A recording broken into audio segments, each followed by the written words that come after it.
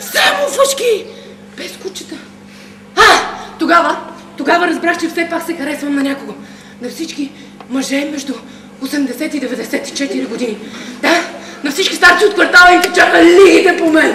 Ето така изпаднах в двойна депресия. Браво! Голям успех! Дадох на мъжа ми зелена улица. Върви отворена, двойко. Върви. Люби се на Боля! Люби! И трябваше да го видите тогава. Млада, ниска, но много романтична гимнастичка търси учител по кънки.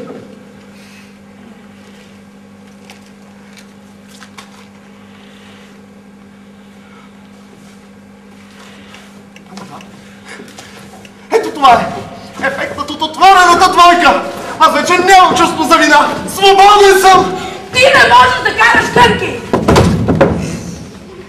Не мога ли? Не! Свободен ли? Той направо летеше!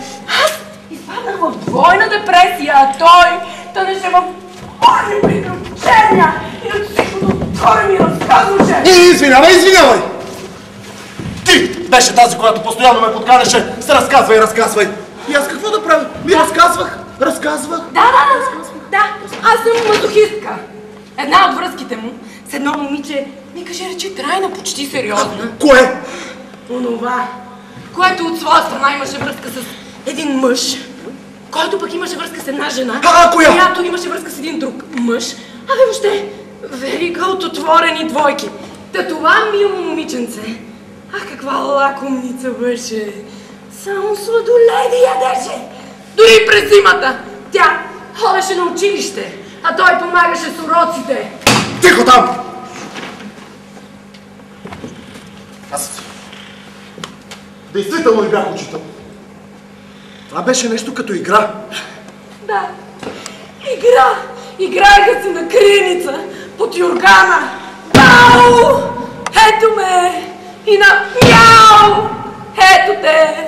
И той ми разказваше! Ами тя е плавница! Непредвидима, капризна, смее се, плаче и постоянно яде сладоледи. Караме и аз да ям. И аз ги ям. И чувствам се весел. А в същото време съм и тревожен. Като баща.